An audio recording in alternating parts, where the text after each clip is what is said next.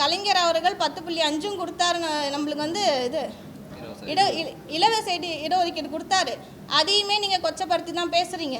அதை விட்டுட்டு ஜெயலலிதா அம்மாவை ஏடிஎம்கே ஆச்சு எல்லாரையும் தூக்கி வச்சு பேசுகிறீங்க. அந்த தியாகிகளை சுட்டு கொன்னது ஏடிஎம்கே ஆச்சு. எம்ஜிஆர் அவர்கள் இருக்குள்ள சுட்டு கொன்னாங்க. அவங்கள தூக்கி வச்சு பேசுகிறீங்க. இவங்கள நீங்கள் வந்து மட்டப்படுத்தி பேசுகிறீங்க. இவங்களுக்கு செஞ்சோன்னு தான் சொல்கிறோம். இப்போ அந்த தியாகிகள் விழுப்புரத்தில் இது மணிமண்டபம் திறந்துருக்காங்க 27 குடும்பத்துக்கு. ஸ்டாலின் அவர்கள் என்ன பண்ணியிருக்காங்க, அந்த குடும்பத்தில் கூப்பிட்டு வச்சு தான் திறந்துருக்காங்க. இந்த மாநாட்டுக்கு நீங்கள் அவங்களை கூப்பிட்டுருக்க வேண்டியது தானே. எல்லாருக்கும் வணக்கம். நேற்று நடந்த மாநாட்டை பற்றி தான் இப்போ நாங்கள் பேச வந்திருக்கோம். நேற்று நடந்த மாநாட்டில் வந்து மாவீரன் காடுவெட்டியாரை பற்றி ஒரு சில வார்த்தைகள் தான் ரெண்டு மூணு பேர் தான் பேசியிருக்காங்க. அதில் ஐயா ஜி.கே. மணி ஐயா அவர்கள் அப்பாவை பற்றி ரொம்ப உருக்கமாக பேசினார். அதே போல் அப்பா மாவீரன் இருக்கக்குள்ளே இந்த வன்னியர் இந்த கட்சி வந்து மாநில கட்சியாக இருந்துச்சு. இப்போ அந்த கட்சிக்கு அங்கீகாரமே இல்லை அப்படின்னு சொல்லிட்டு ஒரு பெரிய உண்மையை அவர் வாயாலே அந்த இடத்துல மக்களுக்கு சொல்லி புரிய வச்சுருக்குறாங்க. அதுக்கப்புறம் தொடர்ந்து அப்பாவை பற்றி ரொம்ப வருத்தப்பட்டு பேசினார். அந்த கட்சிக்காக எவ்வளோ பாடுபட்டாங்க, எவ்வளோ தியாகம் பண்ணாங்க எங்கள் அப்பா அப்படின்னு சொல்லி அதையும் பேசினார். இப்போ இருக்க பூத்த அருண்மணி ஐயா அவர்கள் இருக்காங்கல்ல, இப்போ இருக்க வன்னியர் சங்க தலைவர் அவங்களுமே எங்கள் அப்பாவை பற்றி கொஞ்சம் நேரம் பேசினாங்க. அவர் என்ன தியாகம் செஞ்சார், அவரோட கொள்கைகள் என்ன அப்படின்னு சொல்லி மக்களுக்கு எடுத்து எல்லாமே சொன்னாங்க. இவங்க 2 பேருக்குமே என்னோட மனமார நன்றியை நான் தெரிவிச்சுக்கிறேன். இதை வந்து எங்கள் அப்பாவை பற்றி இன்னும் நல்லா பேச, அவரோட வரலாறு என்ன, அவர் என்ன அந்த மக்களுக்கு செஞ்சார் அப்படின்றத ஐயா ராமதாஸ் ஐயா அவர்கள் 2 பேருமே சொல்லியிருக்கணும். ஆனால் 2 பேருமே அந்த இடத்துல பெருசாக அப்பாவை பற்றி பேசலை. அந்த கூட்டமே வந்தது எங்கள் அப்பாக்காக வந்த கூட்டம் தான். இதுக்கு இப்போ 2013 வந்து இந்த சித்திரை மாநாடு நடந்துச்சு. அப்போ நடந்த மாநாடு இத்தனை ஆண்டு கழிச்சு இப்போ தான் நடந்திருக்கு. எதுக்காக நடந்திருக்கு? 2018 எங்கள் அப்பா இறந்தாங்க. உங்களால் நடத்த முடிஞ்சிருந்தா நீங்கள் அப்போவே மாநாட்டை நடத்திருக்கலாம்ல. நீங்கள் என்ன பண்ணீங்க, அதை விட்டுட்டு 5 வருஷம் 6 வருஷம் கழிச்சு இப்போ தான் நடத்துகிறீங்க. எதுக்காக? இன்னும் 6 மாதத்தில் எலெக்ஷன் வரப்போகுது. எலெக்ஷனுக்காக உங்களோட கூட்டணிக்காக நீங்கள் அலைன்ஸ் போகிறதுக்காக மக்களோட கூட்டத்தை காமிச்சு நீங்கள் அதில் சுயலாபம் அனுபவிக்குவீங்க. இதனால மக்கள், அந்த வன்னியர் சமுதாய மக்கள் அத்தனை பேர் வந்தாங்களே, அவங்களுக்கு என்ன நீங்கள் நல்லது செஞ்சுருக்கீங்க? இது எங்கள் அப்பா இருந்திருந்தா இந்த வன்னியர் சமுதாய மக்கள் எப்படி வந்தாங்க, எவ்வளோ தியாகம் செஞ்சாங்க அப்படின்ற வரலாறை மொத்தமாக எடுத்து எங்கள் அப்பா சொல்லியிருப்பாங்க. ஆனால் வந்து நீங்கள் ஏவியாக போட்டு காமிச்சிங்க. எல்லாமே ஃபுல்லாகவே படமாக போட்டு தான் காமிச்சிங்க. இந்த இடத்துல நீங்கள் வந்து எந்த தலைவருக்கு யாருமே நீங்கள் பேச விடல. ஸோ மிஞ்சி போனால் ஒரு 2 நிமிஷம் தான், 2 நிமிஷம் 1 நிமிஷம் தான் பேச விட்றீங்க. அதுக்கு மேலே யாரையுமே நீங்கள் பேசவே விடலை. அந்த இடத்துல ரொம்ப அதிகபட்சம் பேசினது சௌமியா அம்மா அவர்கள் பேசினாங்க. அப்புறம் ஐயா ராமதாஸ் ஐயா, இவங்க 2 பேர், அப்பா பையன், இவங்க 3 பேர் தான் பேசினது. மொத்தமாக பேசினதே பார்த்தா அவங்க 3 பேர் தான் பேசினாங்க. அதே போல் இந்த கூட்டம் வந்து நீங்கள் யாருக்காக காட்டுனீங்கன்னு எனக்கு தெரியல. இந்த மாநாடு எதுக்காக? மக்களுக்காக நடத்துனீங்களா, இல்லை அப்பா பிள்ளை உங்கள் அரசியலுக்காக நடத்துனீங்களா அப்படின்றது நிஜமாக எனக்கு தெரியல. ஏன்னா மேடையிலே உட்காந்து ஐயா வந்து நான் வந்து பேசுகிறாரு, கடலில் தூக்கி போட்டுருவேன் அப்படின்னு அவர் பேசுகிறாரு. ஒரு பக்கம் காக்கா பிடிக்காதீங்கன்னு பேசுகிறாரு. அப்போ இதுக்கு முன்னாடி நான் வந்து அந்த காலத்துலலாம் வந்து நான் கட்சி ஆரம்பிக்கக்குள்ளே நான் வந்து காசே இல்லாமல் எதுவுமே இல்லாமல் சைக்கிளில் வந்து நான் சம்பாரித்தேன். இப்போ எல்லாம் ஆடி கார்டு பென்ஸ் கார் வச்சுருக்கீங்க அப்படின்னு சொல்கிறேன். யாரை குத்தி காட்டி நீங்கள் பேசுகிறீங்க? நீங்கள் 2 பேரும் அந்த இடத்துல சண்டை போட்டுட்டு தானே பேசுகிறீங்க. உங்களுக்குள்ளேயே சரியான கருத்து இல்லை, உங்களுக்குள்ளேயே முரண்பாடு இருக்குது. அப்படி இருக்குள்ள நீங்கள் 2 பேரும் சேர்ந்து இந்த மக்களுக்கு எந்த நல்லதை நீங்கள் சொல்லி புரிய வச்சுருப்பீங்க? அவங்களுக்கு என்ன நல்லது செஞ்சுருப்பீங்க? நீங்கள் சொல்கிறீங்க இந்த மாதிரி இது 27 10.5க்காக நாங்கள் போராடுறோம் அப்படின்னு சொல்லி இதையே தான் நீங்கள் சொல்லிட்டு இருக்கீங்க. ஒரு இடத்துலையும் சென்ட்ரல் கவர்மெண்ட்டை பேசுகிறீங்க, ஸ்டேட் கவர்மெண்ட்டை பேசுகிறீங்க, எல்லாரையும் பேசுகிறீங்க. ஸ்டாலின் ஐயா அவர்களை சின்னையா சொல்கிறாரு, ஸ்டாலின் ஐயா அவர் தான் கொடுக்கணும், அவரால் கொடுக்க முடியல, அவர் ஏன் கொடுக்கல, அவரை கேட்டால் வந்து சென்ட்ரல் கவர்மெண்ட்டை கேளுங்க அப்படின்னு சொல்கிறாரு. ஆனால் ஐயா என்ன சொல்கிறாரு, தம்பி ஸ்டாலின் அவர்கள் தான் இதை கொடுத்தாகணும் அப்படின்னு சொல்லி அவர் சொல்கிறார். உங்கள் 2 பேருக்கிட்டையுமே சரியான பேச்சு, 2 பேரும் மாற்றி பேசுகிறீங்க. நீங்கள் வந்து 10.5க்கு இவ்வளோ பேசுகிறீங்களே, ஒன்றுமே இல்லை. 27 தியாகிகள் செத்தாங்கல்ல, அவங்களால வந்த கட்சி தான் இது, அவங்களால வந்த கூட்டம் தான் இது, எங்கள் அப்பாக்காக வந்த கூட்டம் தான் இது. அவங்கள அங்கீகாரப்படுத்தி எந்த இடத்துலையுமே நீங்கள் பேசலை. நீங்கள் அவ்வளோ நல்லது பண்ணுறவங்களா இருந்தால் 27 தியாகிகளோட குடும்பத்தை கூப்பிட்டு நீங்கள் அங்கே முன்னாடி உட்கார வச்சுருந்துருக்கணும். உங்கள் மருமக உட்காந்துருக்காங்க, உங்கள் ஃபேமிலி மொத்தமும் முன்னாடி உட்காந்துருக்கு. அந்த தியாகிகளோட குடும்பத்தை நீங்கள் கூப்பிட்டு முன்னாடி உட்கார வச்சிருக்காங்க, கூப்பிட்டு மரியாதை செலுத்திருக்கலாம்ல. அவங்கள அந்த 27 தியாகிகளை மட்டும்தான் தெரியுமே தவிர அந்த குடும்பத்தில் இருக்கவங்க யாருமே பெருசாக இந்த உலகத்துல யாருக்குமே தெரியாது. அவங்கள கூப்பிட்டு காமிச்சு இவங்க தான் இந்த தியாகிகளோட குடும்பம் தான் கஷ்டப்படுது, இவங்களுக்காக தான் நம்ம இவ்வளோ தூரம் பேசணும்னு அவங்கள கூப்பிட்டு நீங்கள் காமிச்சிருக்கணும். நீங்கள் அதை பண்ணலை. ஆனால் எங்கள் அப்பா இருந்தால் அதை பண்ணியிருந்திருப்பார். எங்கள் அப்பா இருக்கிற வரலையும் அவருக்கு அந்த குடும்பத்துக்கு வேணுங்கிறதுலாம் அப்பப்போ செஞ்சுட்டு தான் இருந்தாங்க. ஆனால் நீங்கள் என்ன பண்ணீங்க, ஐயா கலைஞர் அவர்கள் கொடுத்த 3 லட்சம் காசையுமே வேறு இரட்டிப்பாக தரேன் அப்படின்னு சொல்லிட்டு வாங்கிக்கிட்டு திரும்ப கொடுக்கல. ஏன் கொடுக்கல? அதுலேயும் நீங்கள் உங்கள் காசு சம்பாதிக்கணும்னு நினச்சிங்க. ஐயா கலைஞர் அவர்கள் 10.5 கொடுத்தாரு. நம்மளுக்கு வந்து இது இலவச இடஒதுக்கீடு கொடுத்தாரு. அதையுமே நீங்கள் கொச்சப்படுத்தி தான் பேசுகிறீங்க. அதை விட்டுட்டு ஜெயலலிதா அம்மாவை ஏடிஎம்கே ஆச்சு எல்லாரையும் தூக்கி வச்சு பேசுகிறீங்க. அந்த தியாகிகளை சுட்டு கொன்னது ஏடிஎம்கே ஆச்சு. எம்ஜிஆர் அவர்கள் இதுக்குள்ளே சுட்டு கொன்னாங்க. அவங்கள தூக்கி வச்சு பேசுகிறீங்க, இவங்களை நீங்கள் வந்து மட்டப்படுத்தி பேசுகிறீங்க. இவங்களுக்கு செஞ்சவங்கள செஞ்சோன்னு தான் சொல்கிறோம். இப்போ அந்த தியாகிகள் விழுப்புரத்தில் இது மணிமண்டபம் திறந்துருக்காங்க 27 குடும்பத்துக்கு. ஸ்டாலின் அவர்கள் என்ன பண்ணியிருக்காங்க, அந்த குடும்பத்தெலாம் கூப்பிட்டு வச்சு தான் திறந்துருக்காங்க. இந்த மாநாட்டுக்கு நீங்கள் அவங்களை கூப்பிட்டுருக்க வேண்டியது தானே, ஏன் கூப்பிடல நீங்கள்? சரி, நாங்கள் என்ன கேட்குறோம், நேற்று நடந்த மாநாட்டில் ஐயா வந்து ஒரு 13 தீர்மானம் கொடுத்தாரு. 13 தீர்மானம் கட்சியோட நிர்வாகிகள் எல்லாம் படித்தாங்க. ஆனால் படித்த தீர்மானம் எல்லாம் இந்த 10.5 ஒட்டி ஜாதிவாரி கணக்கெடுப்பு ஒட்டியே தான் நேற்று இருந்த தீர்மானங்கள் அனைத்துமே இருந்தது. ஆனால் அந்த தீர்மானங்களை யாரை பார்த்து கேட்குறாங்க ஐயா அவர்கள்? ஏன்னா சில நாட்கள் முன்னாடி வந்து மத்திய அரசு என்ன சொல்லியிருக்காங்கன்னா, ஜாதிவாரி கணக்கெடுப்பு நாங்கள் எடுக்கிறோம்னு சொல்லியிருக்காங்க. மாநில அரசு எடுக்கக்கூடாது, எடுக்கவும் முடியாது, அது எடுத்தால் சரியாக இருக்காது, நாங்கள் தான் எடுத்து அந்த டேட்டாவை ரிலீஸ் பண்ணணும்னு சொல்கிறாங்க. இப்போ கர்நாடகாவில் எடுத்துட்டாங்க, பீகாரில் எடுத்துட்டாங்கனாலுமே எல்லாத்தையுமே ஒன்று கேஸ் போட்டிருக்காங்க, இல்லை ஸ்டே வாங்கியிருக்காங்க. சரியான முறையில் நாங்கள் தான் எடுப்போம்னு சொல்லியிருக்காங்க. ஐயா அன்புமணி அவர்களோ இல்லை ராமதாஸ் ஐயா அவர்களோ என்ன பண்ணணும்னா, மத்திய அரசை பார்த்து நீங்கள் எப்போ எடுக்க போகிறீங்க, எப்போ டேட்டாவை ரிலீஸ் பண்ண போகிறீங்கன்னு கேட்கணும். அதை விட்டுட்டு இப்போ இருக்க ஆளுகின்ற ஸ்டாலின் அவர்களோட ஆட்சியை பார்த்து நீங்கள் ஏன் எடுக்கலன்னு கேட்குறீங்க. நான் அதே மாதிரி ஐயா அவர்கள் என்ன கேட்குறாரு, உங்ககிட்டலாம் வந்து நான் வந்து இடஒதுக்கீடு பற்றி பேசணுமா அப்படின்னு சொல்லி ஐயா அவர்கள் ஒரு இடத்துல பேசுகிறாரு. நேற்று மாநாட்டில் வந்து ஐயா தம்பி ஸ்டாலின் அவர்கள் தான் கொடுக்கணுன்றாரு. நான் என்ன கேட்குறேன், இப்போ இருக்க கரண்ட் சிஎம்ஐ பார்த்து அவங்ககிட்ட இடஒதுக்கீடு கேட்காம நீங்கள் யார்கிட்ட ட்ரம்ப் கிட்ட போய் கேட்பீங்களா? யார் கொடுக்கணுமோ அவங்கள்ட்ட தான் கேட்கணும். அதேமாதிரி மத்திய அரசு கொடுக்குறோன்னு சொல்லியிருக்காங்க. அப்போ மத்திய அரசுக்கு அழுத்தத்தை எந்த விதத்தில் கொடுக்கணுமோ அந்த விதத்தில் அழுத்தத்தை கொடுக்கணும். ஸ்டேட் கவர்மெண்ட் கூட கொலாபரேட் ஆகி கொலைட் ஆகி நீங்கள் போய் சென்ட்ரல் கவர்மெண்ட்டை கேட்கலாம். அதை விட்டுட்டு இவங்க தான் கொடுக்கணும்னு சொல்லிட்டு நீங்கள் ஒரு தவறான முறையை வந்து என் மக்கள் வந்து திசை திருப்புறீங்க. இந்த மக்கள் நேற்று வந்த மக்கள் அங்கே வந்து ஒரு வன்னியர் குடும்ப விழாவை தான் வந்து பார்த்தாங்க. ஒரு குடும்ப விழா நடத்துகிறோம், யூஸ்வலாக எல்லா வருஷமும் அது குடும்ப விழான்னு தான் சொல்லி கூப்பிடுவாங்க. ஆனால் நேற்று நடந்தது வந்து வன்னியர் மக்களுக்கான குடும்ப விழாவா இல்லை ஐயா ராமதாஸ் அவர்களோட குடும்ப விழாவான்னு தெரியல. அவரை பற்றின ஏவி ஒரு 1/2 மணி நேரம் ஓடிச்சு, அவர் பையனை பற்றின ஒரு ஏவி ஒரு 20 நிமிஷம் ஓடிச்சு. திரும்ப அவங்க 2 பேரும் அவங்க செஞ்ச தியாகத்தையே ஒரு 20 நிமிஷம் 15 நிமிஷம் 20 நிமிஷம் பேசிகிட்டு இருந்தாங்க. மக்களுக்கு என்ன தேவை, என்ன இப்போ வன்னியர் மக்கள் எந்த இடத்துல கஷ்டப்படுறாங்க, டேட்டாஸ் படி நம்மளோட அசம்பிளியில் சட்டசபையில் ரிலீஸ் ஆன டேட்டா படி 70% வன்னியர் மக்கள் இன்னும் குடிசை வீட்டில் இருக்காங்க. நீங்கள் கட்சி ஆரம்பித்து கிட்டத்தட்ட 35 40 ஆண்டுகள் ஆகுது. இந்த 40 ஆண்டுகளில் இந்த வன்னியர் மக்கள் எப்படி இன்னும் வளர்ச்சி பாதைக்கு போகாமல் இன்னும் எப்படி அடித்தட்டு நிலையிலே இருக்காங்க, அதை பற்றி பேசல. நான் இதை செஞ்சேன், நான் வந்து இதை பண்ணேன், இந்த இடஒதுக்கீடு வாங்கி கொடுத்தேன், அதை வாங்கி கொடுத்தேன்னா ஏன் இந்த இடஒதுக்கீடு ஐயானால வாங்கி தர முடியல? 10.5 ஒரு நாடகம் ஆடி நீங்களும் எடப்பாடி அவர்கள் வந்து இதுக்கு முன்னாடி நடந்த எம்பி எலெக்ஷனில் எடப்பாடி தொகுதியில் 8000 வாக்கு வித்தியாசத்தை 8000 வாக்கு கம்மியாச்சு அவருக்கு. எங்கே அவர் தோற்ற போகிறாருன்ற ஒரு அச்சத்தில் வந்து அவர் இந்த வன்னியர் மக்களை சூழ்ச்சியில் அவரும் ராமதாஸ் அவர்களும் சேர்ந்து 10.5 ஒரு நாடகத்தை நாடி. நான் என்ன கேட்குறேன், அந்த 10.5 வாங்கி கொடுத்தேன்னு சொல்கிறீங்களா, அதை சரியான முறையில் வாங்கி கொடுத்தீங்களா? சரியான முறையில் வாங்கி கொடுத்துருந்தா இன்றைக்கி எதனால் வந்து 10.5க்கு தடை வாங்குறாங்க? தடை வாங்கியிருக்க முடியாதுல்ல.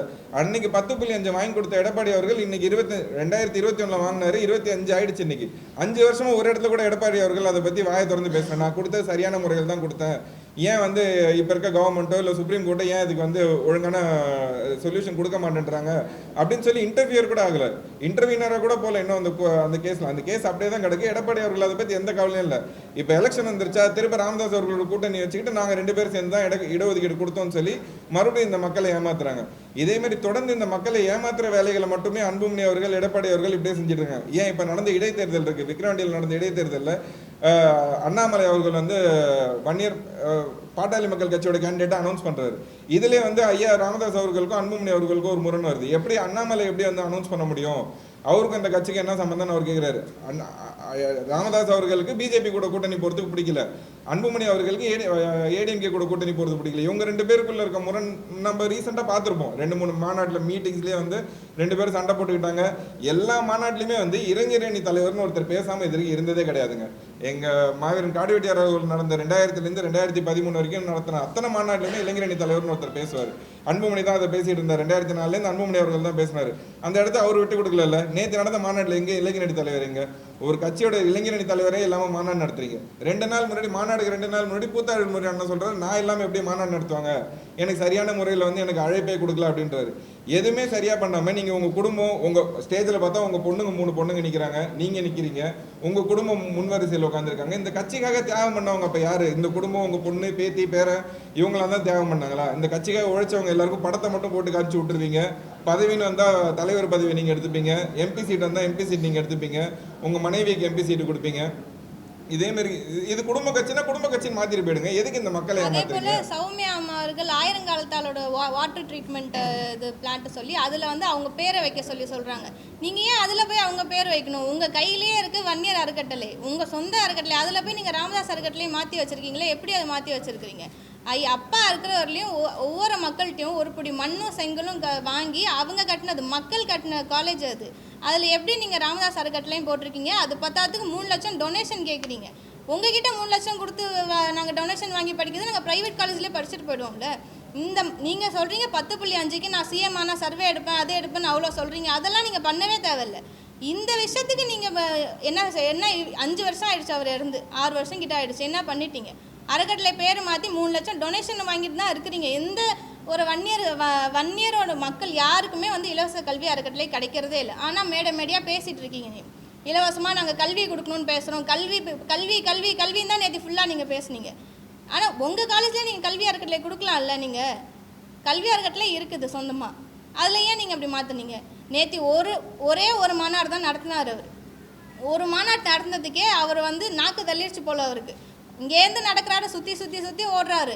இத்தனை வருஷமாக 1 இல்லை 2 இல்லை 12 மாநாடு கிட்டத்தட்ட எங்கள் அப்பா நடத்தினார். இவரை மாதிரி நடத்தல. எங்கள் அப்பா மாநாடு நடத்தும் மிக பிரம்மாண்டமாக போட்டு செட்டு முதல்கான மிக பிரம்மாண்டமாக போட்டு அத்தனை கோடி மக்களை வர வைப்பாங்க. வர வச்சு அவர் அலைஞ்சார். நீங்கள் வீட்டு உள்ள இருந்துக்கிட்டு நீங்கள் நல்லா காசு சம்பாரிச்சிங்க. இப்போ நீங்கள் ஓடி நீங்கள் வந்து பையன் வந்து அப்பா கிட்ட காமிக்கிறாரு கூட்டத்தை, அவ்வளோதான். இது மக்களுக்கான கூட்டமே கிடையாது. நீங்கள் வந்து உங்கள் அப்பா கிட்ட எனக்கு இவ்வளோ கூட்டம் இருக்குது அப்படின்னு சொல்லி நீங்கள் காமிக்கிறீங்க.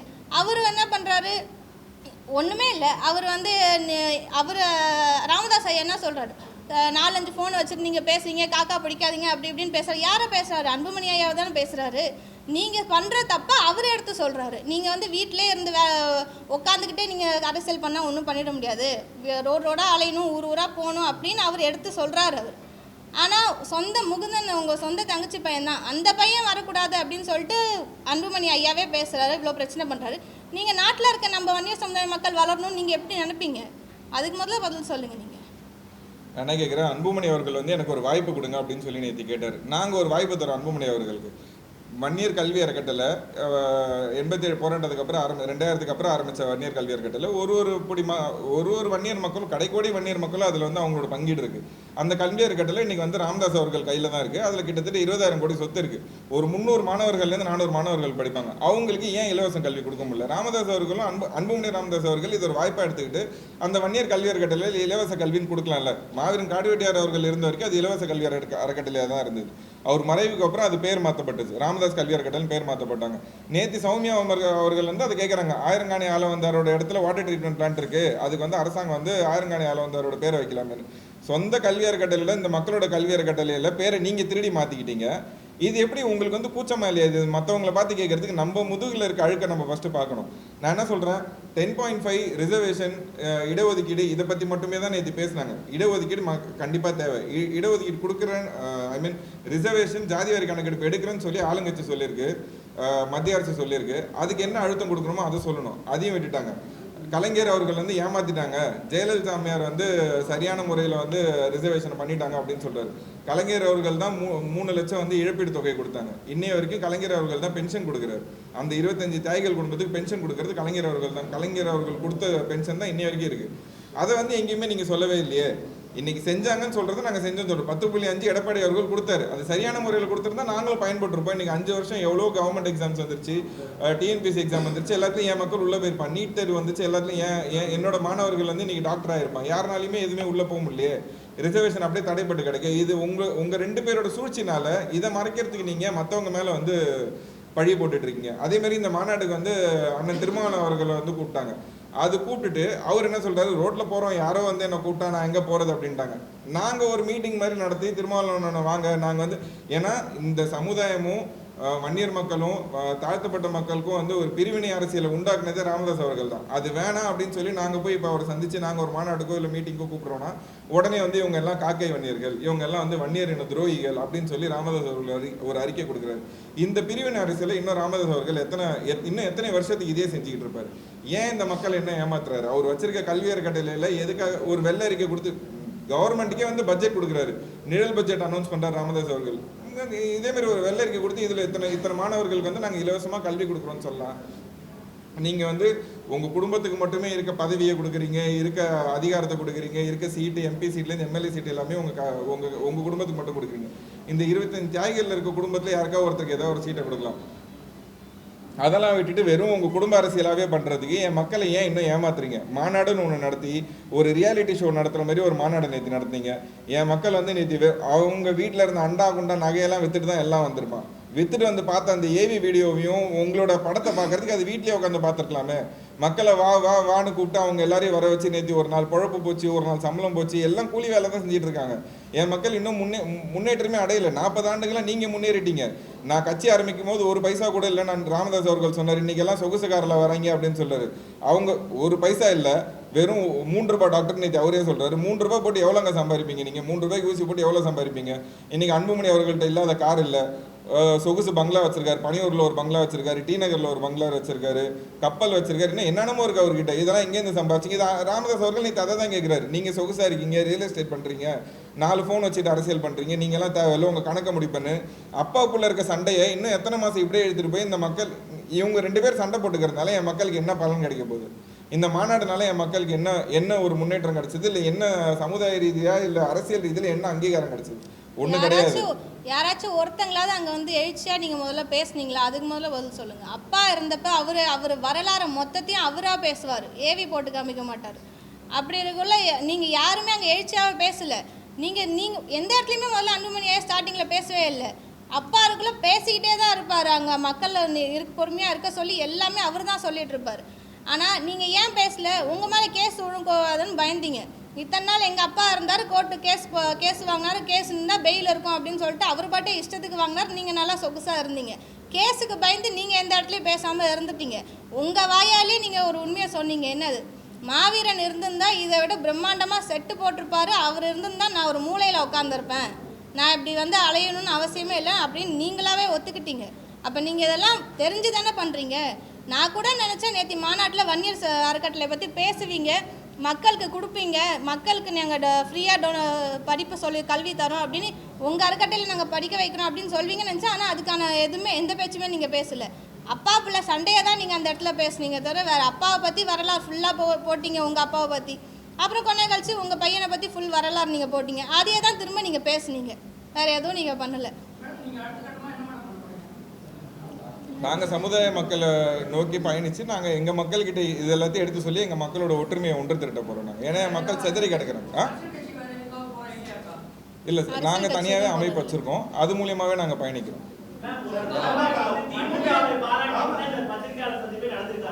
என்னங்க? புரியல.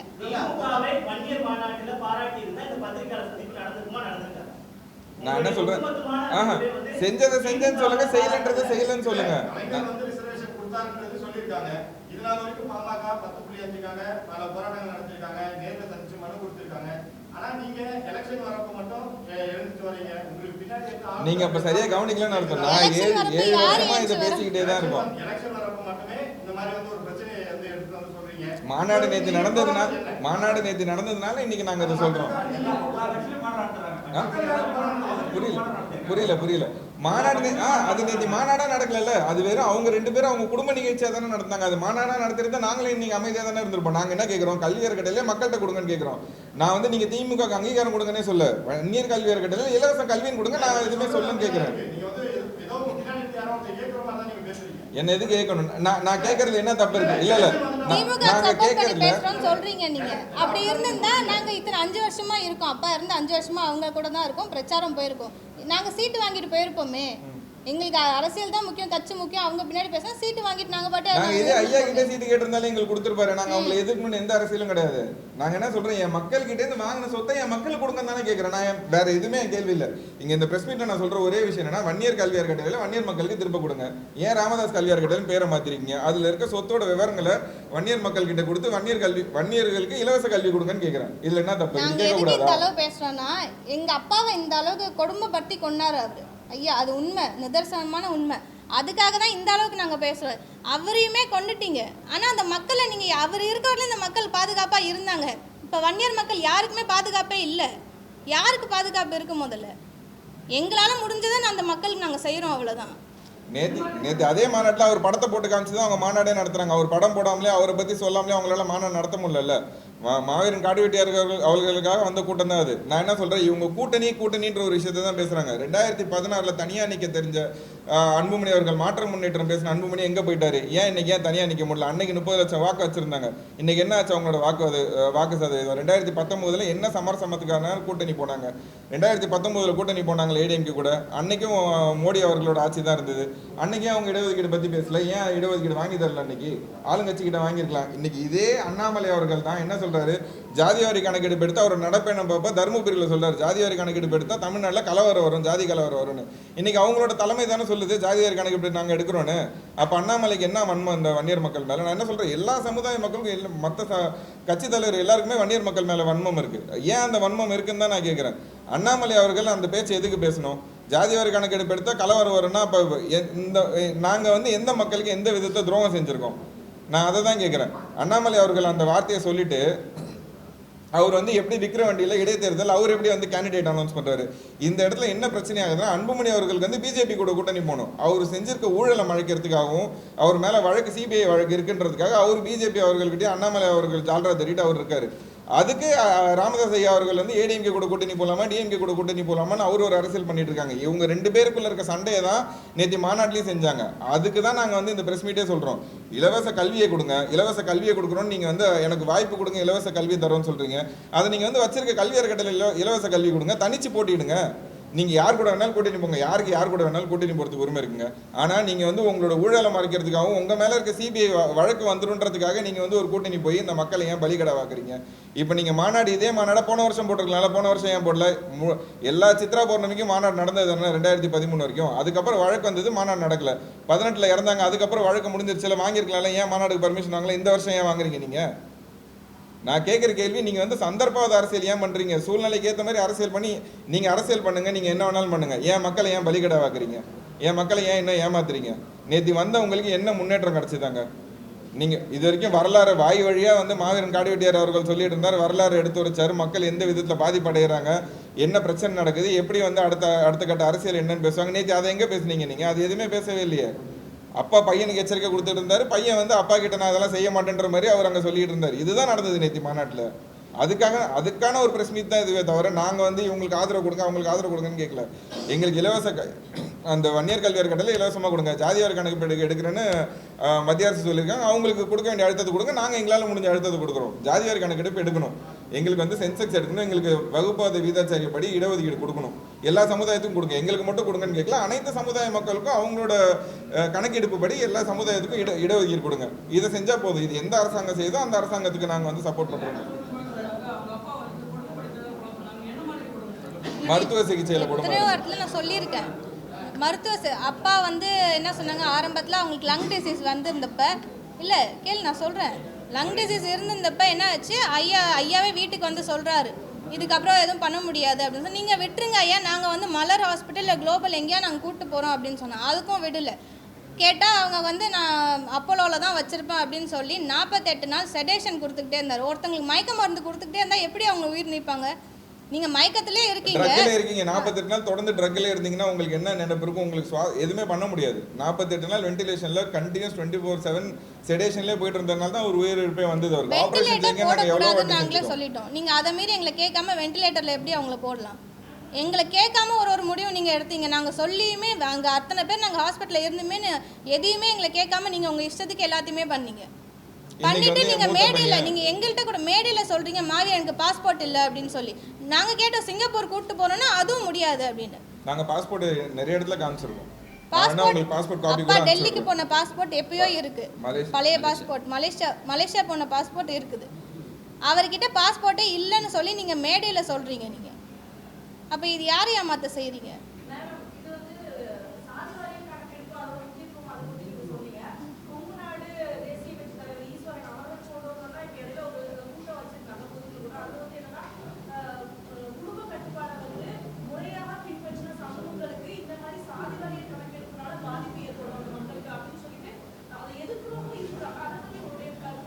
இல்ல ஜாதிவாரி கணக்கெடுப்பு நாங்க வந்து எல்லாருக்குமே எல்லாரோட பங்கீடு கொடுங்கன்னு தானே சொல்றோம்.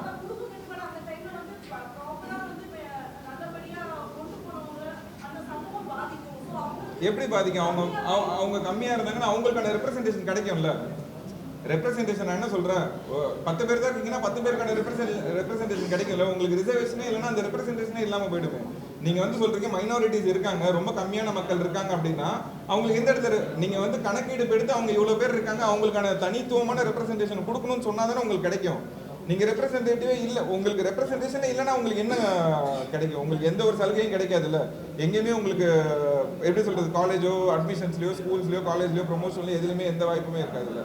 அதுக்காக தான் நாங்கள் எல்லாத்தையுமே கேட்குறோம். மன்றாடி கேட்கறது என்னன்னா அனைத்து ஜாதிக்கான கணக்கெடுப்புமே எடுங்க, எல்லா ஜாதிக்கும் அந்த அவங்களோட கணக்கெடுப்பு படி அவங்களோட இடஒதுக்கீடு கொடுங்கன்னு தான் கேட்குறோம். அவர் 7 வருஷமா சொல்லிட்டு தாங்க இருக்காரு, 5 வருஷமா.